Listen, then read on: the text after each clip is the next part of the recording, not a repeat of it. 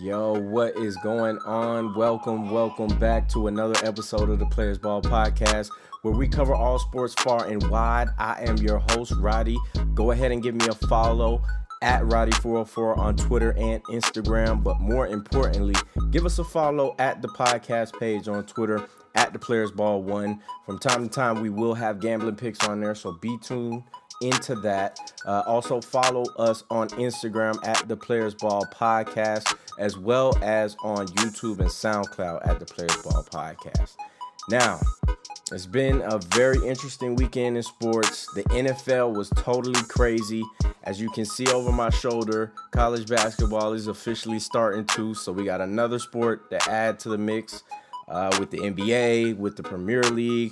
A lot of things going on, so we definitely want to get into our news segment because we do have a special guest for this week's episode. But without further ado, let's get into the news so we can get to our guest. Now, we will start with A-Rod. Not talking about Alex Rodriguez. I'm talking about your guy for the Packers. You know, Mr. I'm immunized. See, I still can't say it after a week. I can't say it. But the man said he done had a vaccination before. Nobody really checked him on, what was really the specifics about that. And he sat out last week. So he's back. He's doing interviews. And, he says, maybe I might have misled people. But he ain't really copped to it for real. Didn't really take a lot of accountability or anything. And he was fined $14,000 by the NFL. The Packers were fined $300,000 in total by the NFL, which I'm sure they're not happy with him about. But again, man, this guy runs the organization. They've shown it time and time again. So, really shouldn't be a surprise that the man is doing whatever the hell he wants to and doesn't care that the organization is getting fined. So $15,000 out of his pocket is light work. I definitely expect him to play this week. And I expect it to happen, just go on like nothing happened, bro. That's really it with this situation. But it just goes to show you the hypocrisy of the NFL, of this star treatment that we understand that every league has. We get it. But it's still corny and whack, when you see it in person. But that's just me. To move on to football news again, Odell is finally free. He's cleared waivers, even though he was basically free before everybody was wearing the shirts on Sunday. But, now it's official. He can sign with any team he wants or any team that can work out a deal with him. A lot of people in my personal fan base of the Saints think that, he's going to come here, but he's not. It just won't work money-wise. I don't think he'll want to try to experiment, should I say, with a third-string quarterback or anything like that. So I don't have my expectations or hopes up for him. He's, claimed to go to the team. I was just talking about the Packers, but, who knows? Who really knows? It could be anybody at this point. The Patriots have been there. The Rams have been there. All these teams being in the mix just tells me that nobody really knows for real, what's going on. But we'll see by, the next couple of days, because I'm sure, again, with as highly touted as a talent as he is, he's not going to be, on the block for a long time. So shout out to my man. I hope he goes to a situation where he can finally thrive and show people that he's not washed, because I don't know where y'all got that from, but he's just not washed. Anyway, we're going to go to the NFC South, and Sam Darnold, he's got a shoulder fracture, and he's going to be out for some weeks, which might be good news for the Panthers. Definitely don't want the guy to be injured. Want him to get better. He's a millionaire, so I'm sure he'll be fine. But he's been really bad. Like really, really, really, really bad. And the Panthers started out their season really good. So hopefully, the Panthers can salvage what they can of the season. I know they have to play the Saints again. They haven't played the Bucks either time yet. I know they've already beaten the Falcons, but it's a lot of division games coming up here in the future where if they want to get back in even the hunt of things, seeing as how, the Saints have lost their quarterback for the rest of the season as well, it's definitely an opportunity to strike on some of the chances that they're going to get in the next couple of weeks. So definitely be looking for the Panthers to be revving everything up and trying to, like I said, stay in the hunt and stay on that bubble despite the Darnold injury. But to keep it going, we'll go to the other NFC South game. I don't know what happened, y'all. I'm going to be honest. I don't know what happened. I don't. Actually, I do know what happened. The Saints receivers are now taking the Hands of Stone nickname from Roberto Duran. You've heard it here first. All of them have Hands of Stone. Literally. There are multiple passes in that game that were catchable balls that hit people in two hands that were dropped on the ground. And, it's hard to win football games with a backup quarterback making mistakes like that. Also, having a lot of penalties. Chauncey Gardner-Johnson went out during the game. Alvin Kamara is reported to have, been banged up a little bit. So it's bad. It's really fucking bad. Like, I don't know what else, as a Saints fan, we got to go through this season. But hopefully we get some joy at the end of the tunnel because this has been absolutely brutal. But, yeah, man, we're going to have to figure it out as an organization. But the Falcons got us. There's nothing I can say. I'll eat my crow. The Falcons got us. They just did. But to keep it going with the probably surprise of the week, even though there was a lot of surprises, I think it was the most surprising thing to see the Bills go to Jacksonville and, one, only score 6 points, and then, two, just get beat by the Jags. Like, the Jags are the Jags. Like, I don't even think it's a need for further explanation with that. And, with the situation that the Jags are in right now, they're looking to ruin seasons. I mean, they're obviously not going towards the division. They're not going towards the hunt like I was talking about previously with the Carolina Panthers. So they're basically here to just ruin other teams' seasons and mess everything up for other people. And hopefully, get something going for their future, of course. But Josh Allen was dominant, and I'm not talking about the white guy. I'm talking about the black guy who went to Alabama because he is a monster on Jacksonville's defensive line. Absolute monster. But the other Josh Allen, he was really not good at all. And he showed some of them things that he used to do back in the day when we thought he wasn't good. So maybe it was just a flashback, Sunday type thing, and he gets right going into the future here. But it's definitely something to worry about if I'm a Bills fan, that this guy may be still regressing back to his old ways, because that's something that will lose y'all games. I promise y'all it will. But to keep it moving, there was a Colt McCoy sighting in Silicon Valley, and I'm gonna be honest with you, like, the Niners are cooked. Kyle Shanahan is cooked. He's not gonna keep his job more than likely after this season. 3 out of his 5 seasons have been losing seasons. He has a losing record, a staggering losing record, actually. Outside of this season, they went to the Super Bowl, and it was just another poor performance by them, by a team who didn't have their 2 best players in Kyler Murray and DeAndre Hopkins, and they just couldn't do it at home.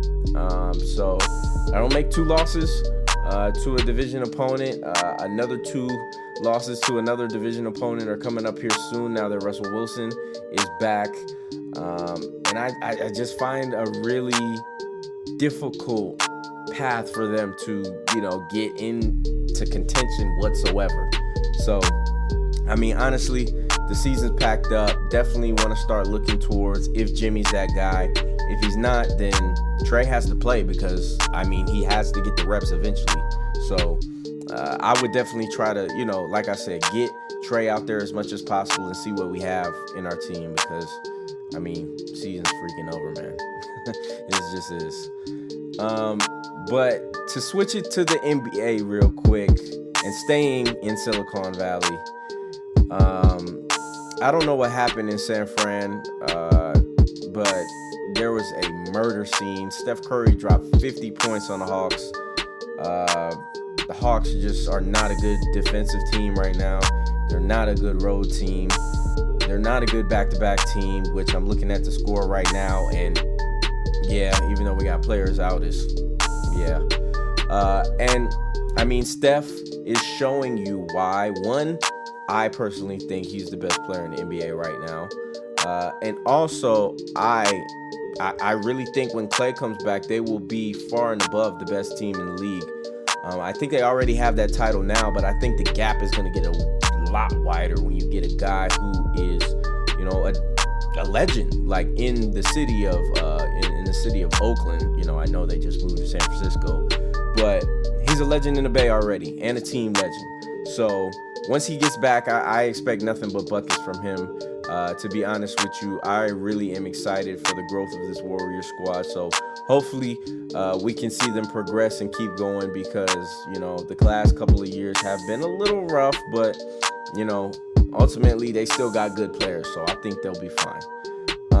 Now, the Lakers, on the other hand, are looking really bad. Russell Westbrook looks really bad. Melo looks really good. LeBron is getting hurt again. Maybe because he's trying to let this Westbrook thing kind of develop before he gets back into the fold. He's definitely been trying to change his game up a little bit and trying to, you know, do more stuff off ball. Try to shoot a little bit more than usual. You know, just try to give this team what it needs to be successful. And with AD, you know, having his illness issues that he's been dealing with over the past couple of games, it's been just uncomfortable, I think, is the best way to describe it for Lakers fans. And I can't see it getting any better unless they make some moves. Still a little questionable, some of the moves that they made. I'm looking at Rob Pelinka a little funny, because while KCP and Kuz haven't been difference makers or just like these elite players in Washington, I think they still showed that they have something in the tank and they still can be useful. But, you know, Lakers fans, when they get tired of a player, it's over with. So that's just is what it is. But yeah, if I'm a Lakers fan, I am still uncomfortable. I'm still nervous. I'm still not confident that we can win this conference, because Utah looks like they are not playing, and we just talked about the Warriors. So yeah, it's going to be hard. But to take it back to the East really quickly, you know, to end the NBA segment, the Bulls jumped all over the Nets.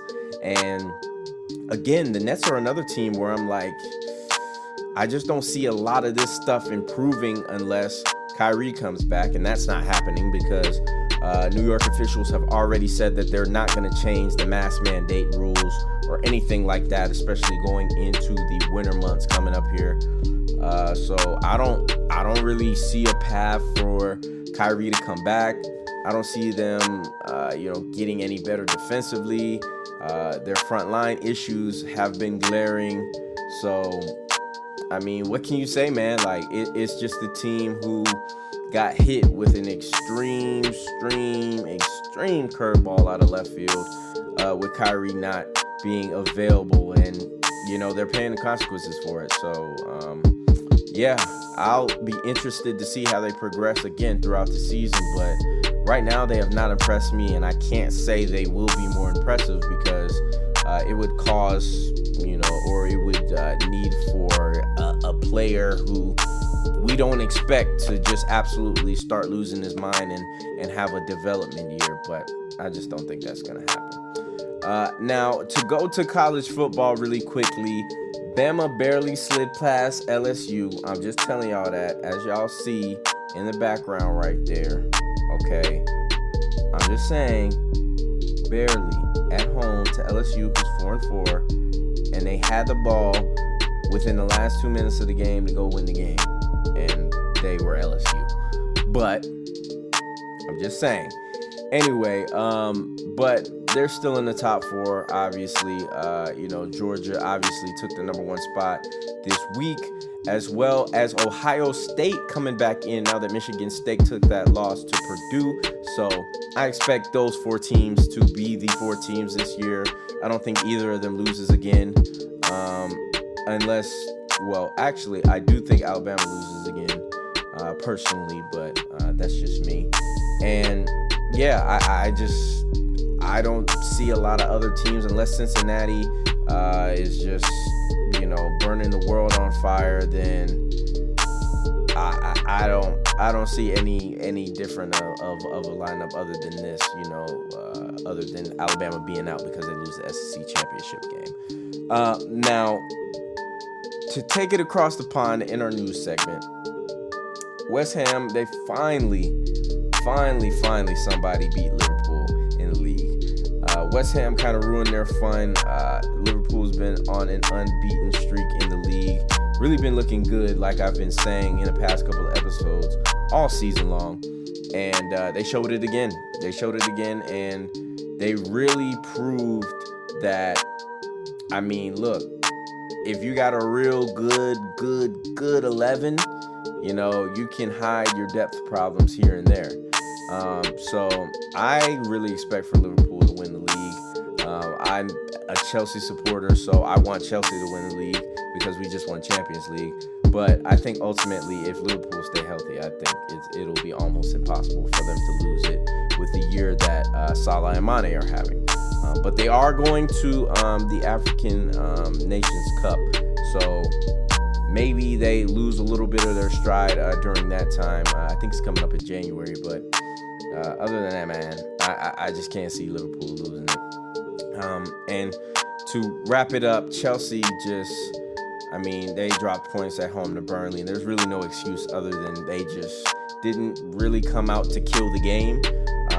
Don't know why, but there's many Chelsea matches like that over the course of the season where they'll be 1-0 up and they just can't kill the game. I just don't know what it is. The finishing and the chance creation just dies down. So maybe a cause for concern, but I'm not too worried as a supporter. But to kill it, Manchester City killing United in the derby. It was an easy 2-0 victory. And again, things are still spiraling at Man U. Not many, favorable options at coach. But they're just going to have to stick with what they got, man. It really is. So we'll continue to cover the Premier League a little bit closer.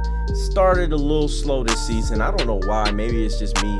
But it has been a little slow for me. But we're definitely going to get it ramped back up now that we're getting into the dog days of the season, where there's going to be a lot of table movement. A lot of teams are going to really start showing who they really are, and just revealing themselves, like we said. So that is our news segment.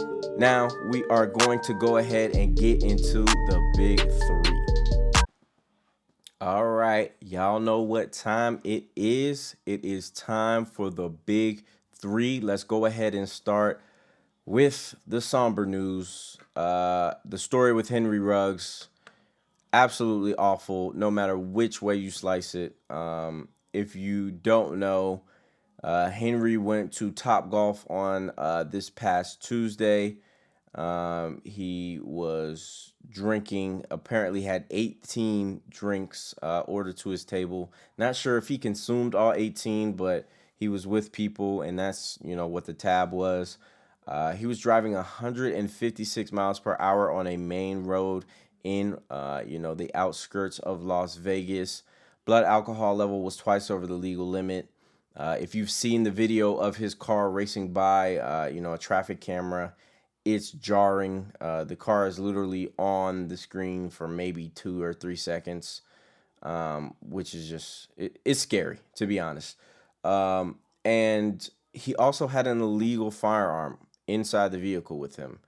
But obviously, he struck a vehicle with a young 23-year-old woman in it and her dog. They both perished, and it's just not good in any aspect. There have been NFL players that have killed somebody behind the wheel, and they've gotten back on the football field.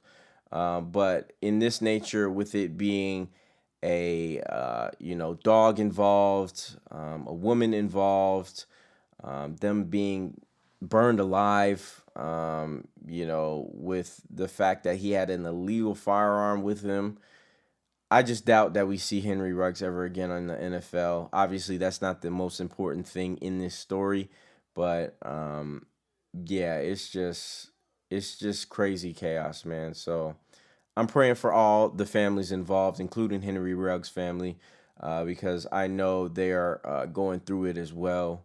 Definitely not anything to, just it's just no positive light to talk about this in.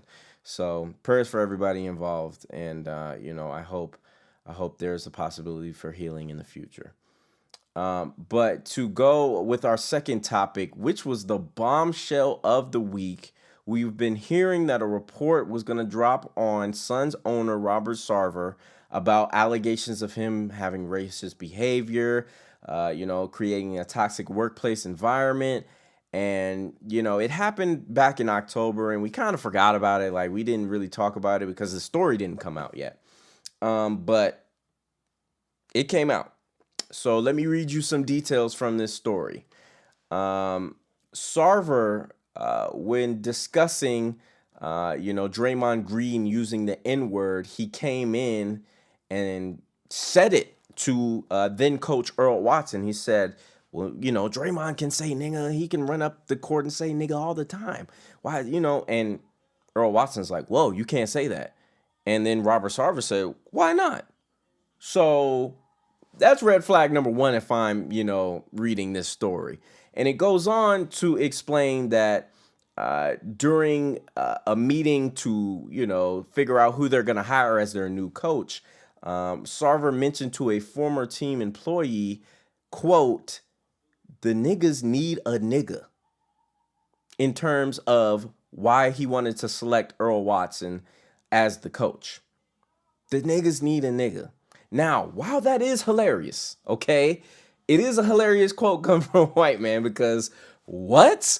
But again, when you have a person who's just so freely willing to say stuff like this, there's no surprise or credibility when you say other crazy stuff that this dude might have done. So another thing that number one for me is the craziest part about this story, and I'll read it verbatim. It says, quote, Sarver remarked to two basketball operations staffers that the Suns needed to have local strippers impregnated by NBA players, so those players would have children in the Phoenix area and feel obligated to be closer to them, thus giving the Suns a potential edge in free agency. This is who we're talking about.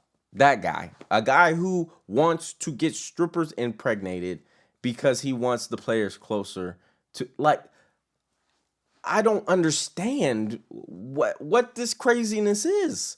Like, it's just mind-boggling, some of the accounts in this story. If you haven't read it, please go to ESPN and search it and go read it immediately.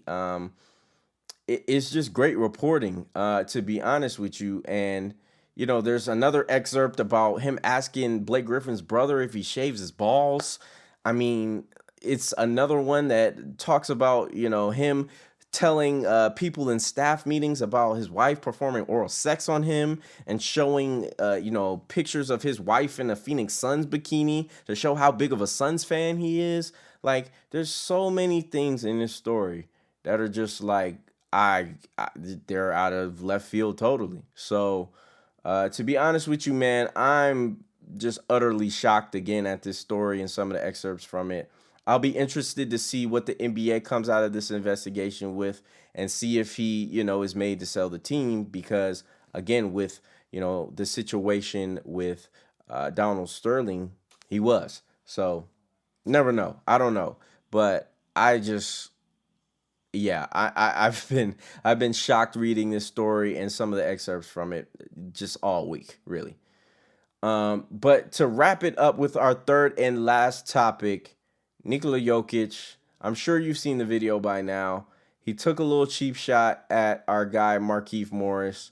Morris did one of those take fouls on a fast break, but understandably, Jokic has some exception to Morris sticking out his forearm into his ribs. Definitely can get your ribs broken that way. And Jokic just attacked him from behind. Pause. He really just lost it in that moment. And he's been suspended one game. That actually just dropped seconds ago. He'll also be fined, $100,000, I think.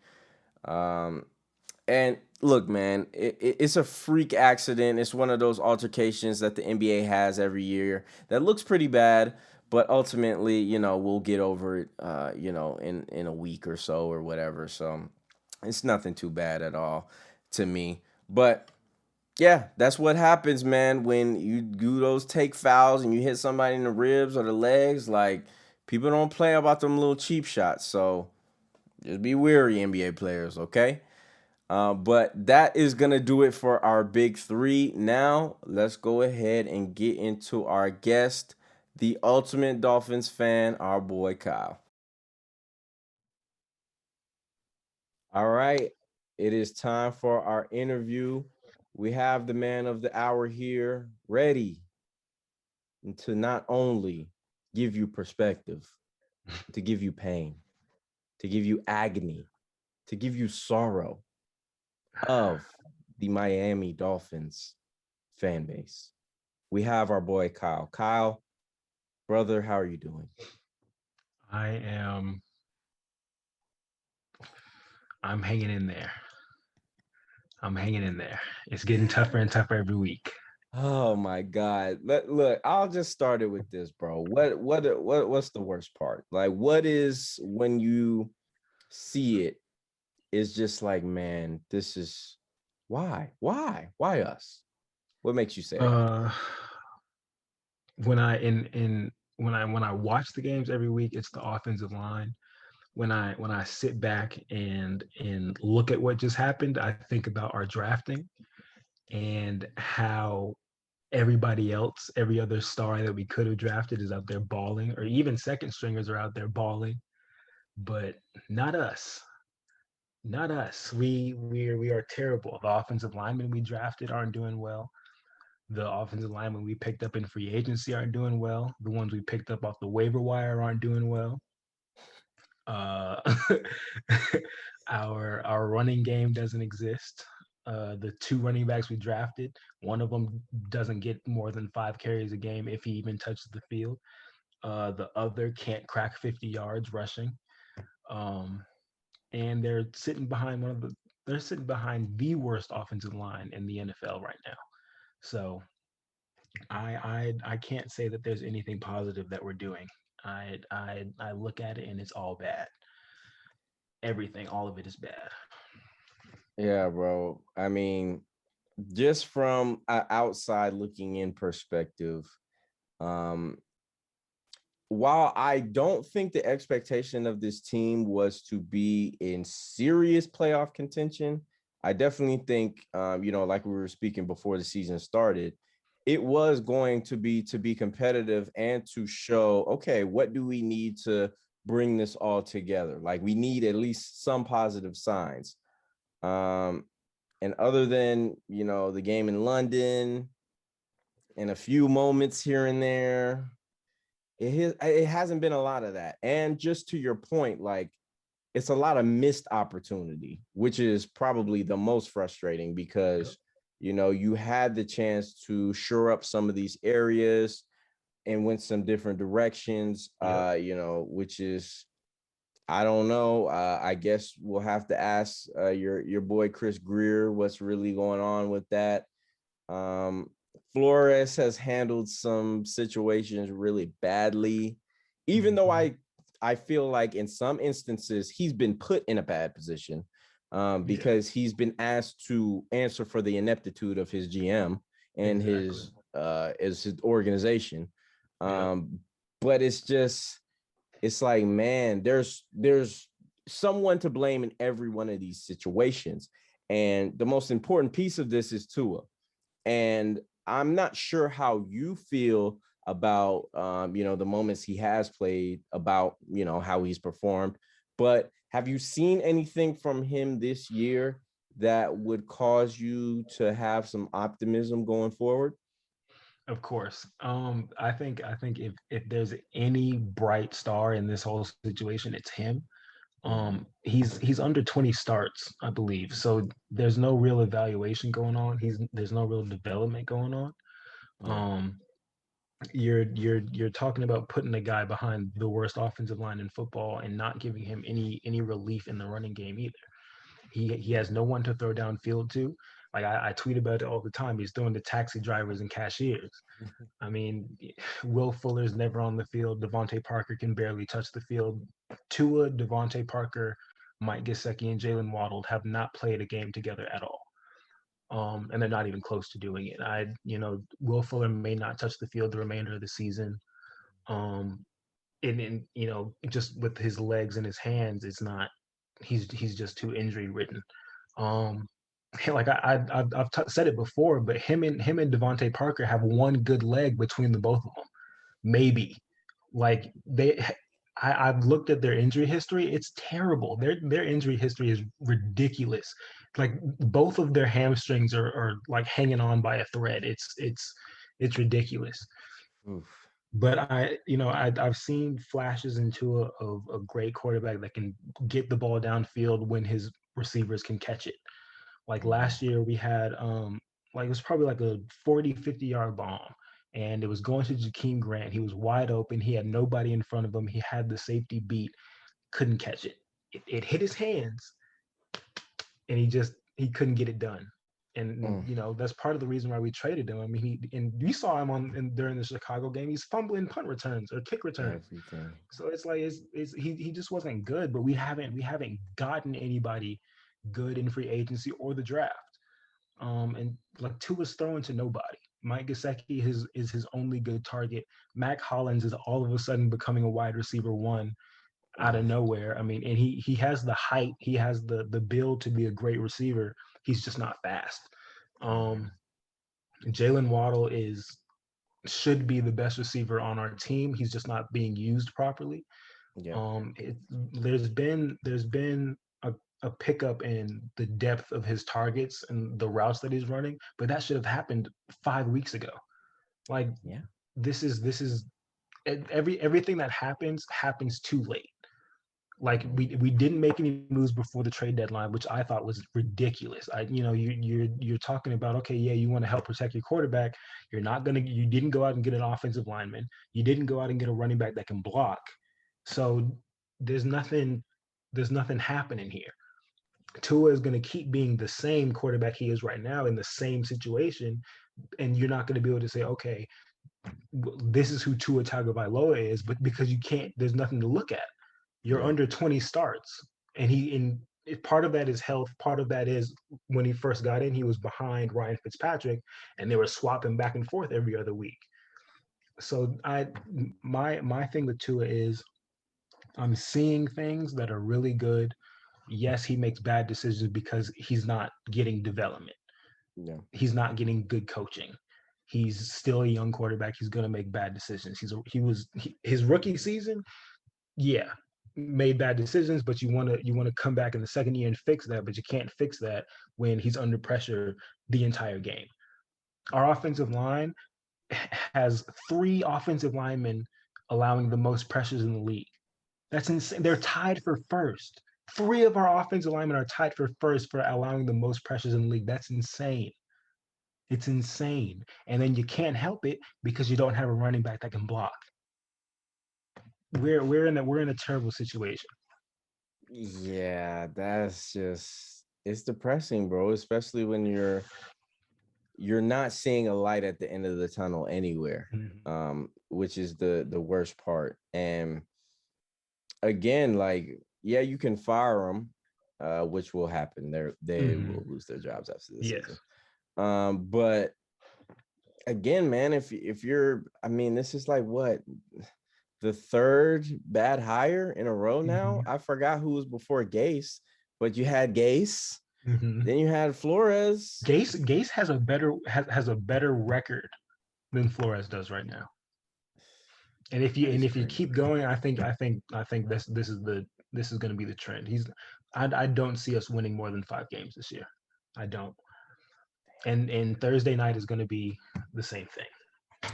Yeah, well, we'll get to Thursday night and the MVP returning back to the crib, which never spells good. But I wanted to talk about, because the thing that upsets me the most about the Dolphins is I think if they showed a bit of competence this team could be like how we believe that the NFC West was going to be, where there could have been 3 legitimate teams to win the division. Yep. Because the next team I want to talk about is the team that went to Jacksonville, Florida, and only scored 6 points. Yeah. We know Josh Allen sometimes does dumb stuff. We talked about that earlier on in today's podcast, but how do you only go to Jacksonville and score only 6 points? Like, are the Bills gonna be unserious and do this again and trick off the division, or what? I hope so. I don't believe in Josh Allen. I think he's just like every other quarterback. I don't like how they try to prop him up to be the next great thing when there's better quarterbacks in the league right now. I just they have like Josh Allen is a good athlete. He has flashes of being a good quarterback, like a lot of other quarterbacks in the league do. He does a lot of things that a lot of other quarterbacks do. He's not that special. It is what it is. But he's just massive. He's huge. He's a huge guy. So it looks really nice when he does them. But the run game is nice for the Bills. They make use of it. They have what's their tight end's name? Dawson Knox? Dawson Knox. Dawson Knox is a really, really good tight end. They've made really good use out of him this season. Oh, yeah. But I think if you look at the Jacksonville game, they're beatable. Like Jacksonville shouldn't have come out with a win in this game. Obviously, that's obvious. Yeah. But to only put up 6 points, they did something correct that no other team in the league has done that well against the Bills this season. So this is like, who expects Urban Meyer to come out there and just make the Bills look silly? Because they don't have the Jacksonville Jaguars don't have the talent to do that. They have 2 good players, Trevor Lawrence and Miles Jack. So I mean, and Josh Allen, I guess. and Josh Allen, yes, and Josh Allen. He looked fantastic against the Bills. So I think just like how every other team comes in after they win the Super Bowl, and not that the Bills will win the Super Bowl, but after a team wins the Super Bowl, teams look at that and say, okay, what can we do now to stop them? Or even better, when teams lose in the Super Bowl, they say, okay, obviously they can make it that far, but now somebody stopped them. Let's do the exact same thing. Exactly. The Bucs got beat the exact same way they got beat in the Super Bowl. Or the same thing happened to the Chiefs. Like the Chiefs are beatable now because people have seen how to get the job done. So people are going to look at this Jaguars game and say, okay, wait a minute. This is all we need to do? This is all we need to do to keep the Bills at bay? I mean, it's the same thing with the Chiefs, though. Reviewing the tape, they sat in too high shell the whole game, and they said, you're not going to throw the ball down to Diggs. He's going to have to run drags. He's going to have to run outs. He's going to have to run these shorter routes, keep them in front of us. And they said, literally, Josh Allen, you're going to have to take your layups. And the same thing with Pat is the same thing I have with Josh. Like, they can take the layup, but they don't want to. Like, they always want that big play. And Josh is more inclined to do it with his feet. Obviously, Pat is going to want to sling it, but Josh will just take off and go, which is fine. But again, I don't understand. The Jaguars didn't have the personnel to keep up with Josh Allen, the runner. Like, he could have had 300 yards on the ground if you really wanted to. But again, like, if you're not going to take the layup, bro, like I can't do anything for you. So look, man, if Belichick wins this division again, bro, I'm just going to be sick to my stomach. I'm going to call the mobsters. Like, I don't know. How do we beat this guy? Like, how do we gave him a shitty quarterback or a quarterback that I don't think is very good, an okay roster, and he just brings these defensive players back from the dead. Like, J.C. Jackson has the most interceptions in football in the last 3 years. Like, and who would have known that other than Patriots fans and fans of, New England sports? So Bro, I hope the Bills don't trick it off, but I'm I won't be surprised if they do. That's all I'll say. I'm looking at Bills and the Pats as the they're going to be the ones to duke this out. I don't see the Dolphins coming back at all. Like, yeah, we won this last game. We're not going to go on the streak at all. It's not going to be. It's going to be the same thing after this week is going to be the same thing. Yeah. So it's going to be the Bills and the Pats. I think the Bills still come out on top. I don't want them to, but I don't think there's enough in their way to keep them from being the top. So Yeah. it is what it is. Yeah, it is. I Because mean, they'll learn from this Jags game. They have oh to. yeah. Like, this Mhm. is this is a non-starter. They have to learn from this Jags game, and teams are gonna find out how to beat them. They're gonna try it. It might not work enough to keep them out of the playoffs, but you know, Yeah, we'll see. It's yeah, they're gonna have their bumps in the road, but I feel the same way. I think they'll be fine. Now, the top seed in the AFC, maybe not because of the Titans, who had one hell of a performance. And the next question I want to ask you, going move on to the NFC, is what was the more surprising loss, the Rams or the Cowboys to you? uh, probably the Cowboys because it's the 4-4 Broncos they were playing against. Yeah. So I and that's one of those games where the Cowboys have been playing so well that this like you wouldn't expect for them to lose to somebody like the Broncos. On the Mhm. other hand, you had the Rams and the Titans who were about the same coming in with Derrick Henry being out, but they were like, okay, these are two teams that you expect to be contenders coming in, like heading into the playoffs. So Mhm. I didn't. I thought it was going to be a good matchup going in. Like, when I saw it on the schedule at the beginning of the season, I didn't expect it to be okay. No Derrick Henry, but I figured that the Titans would give the Rams a game. I didn't think Mhm. they would win it, but I thought it would be a good game. But this Cowboys game, I did not. I thought this was going to be a walk in the park for the Cowboys. Like, I Okay. thought I thought they were going to run all over the Broncos, but it didn't happen. Well, that was the problem, I feel like, for Dallas. I feel like they felt the same way. And I'll give Dak a little credit. First game back off an injury. I don't care if you only miss one game in the NFL. When you only have one game a week, if you don't play it, I mean, you ain't play for 2 weeks when you Yep. play the next time. So that's really, was a factor, I feel like.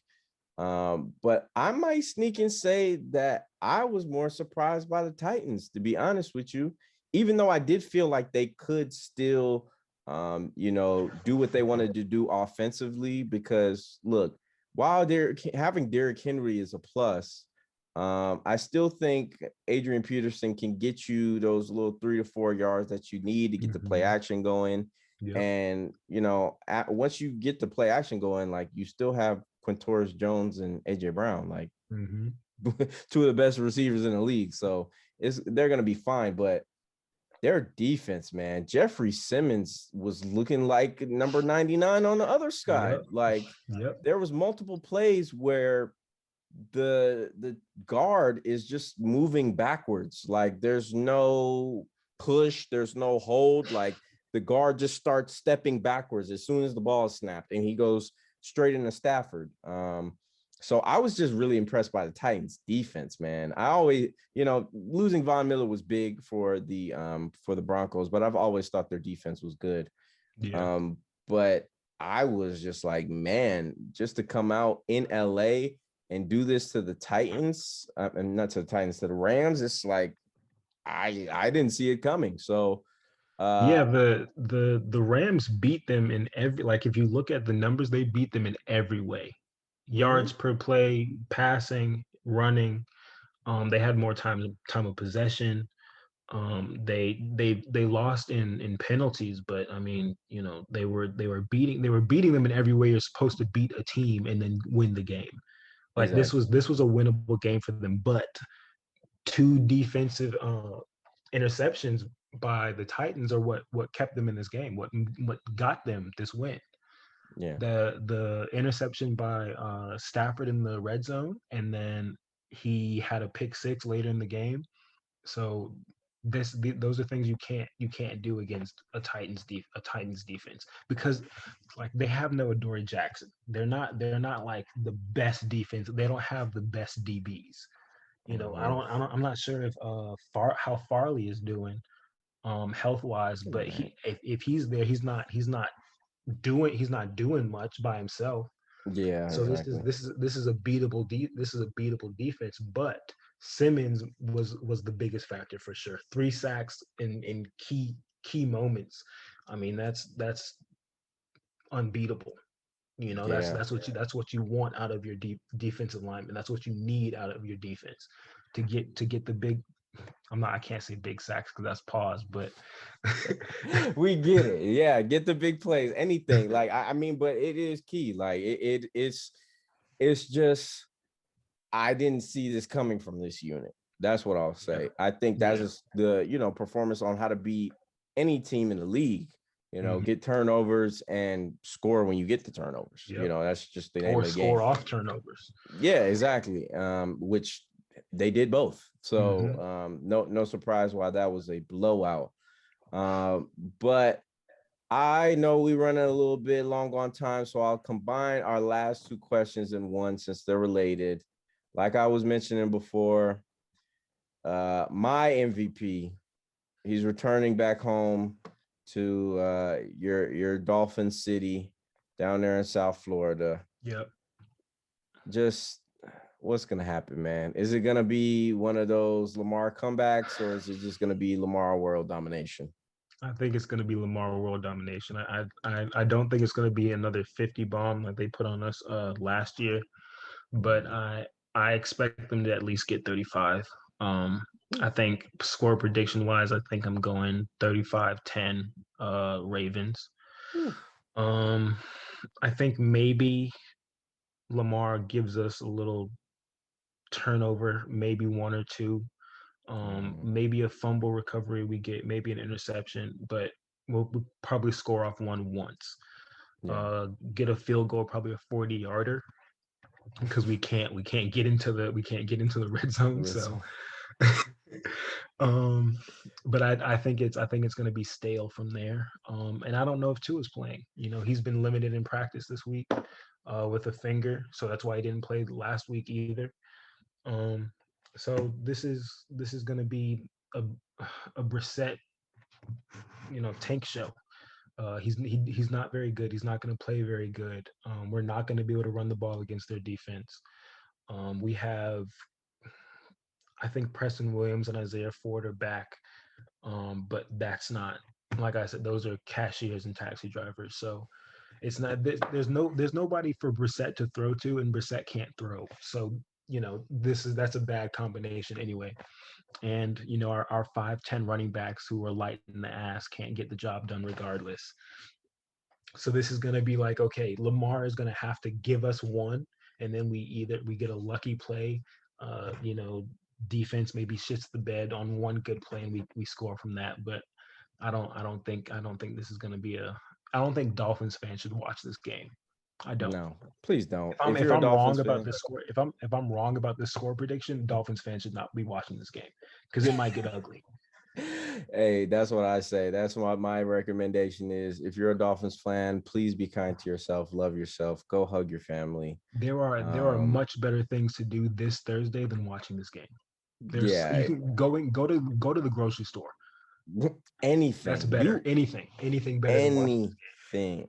Because this is also a heavy blitzing defense as well. And like you were saying, with the the running backs that can't pick up blitzes or block, with the offensive linemen that can block. Yeah, go love your family, please, Dolphins fans. Please go love your family. But go love yourself. Do something. Like, oh my God, I couldn't imagine subjecting myself to that type of torture and pain. But if you're wanting to do so, kudos to you. But You a crazy motherfucker. All right. That's what it is. But I want to thank our guy Kyle again for joining us for another episode. I know it's not easy to lay out your pain, but we appreciate you for doing so. And thank you for watching the Players Ball podcast. But before we get out of here, Kyle, please let the people know where they can catch you on all socials and everything like that. You can catch me at KAW1_ on Twitter, and on IG it's KYLEWBLKER. Go get my boy on both platforms, man. All right. This has been another episode of the Players Ball Podcast. I can't speak today, y'all. That's me. It's time to go. It's been a long day. It's late. That's what I'm saying. I will talk to y'all on next week. We might have a pick for this Miami Dolphins Ravens game, so be sure to stay tuned to our Twitter at the Players Ball 1. But until then, we will holla at y'all later, man. Peace.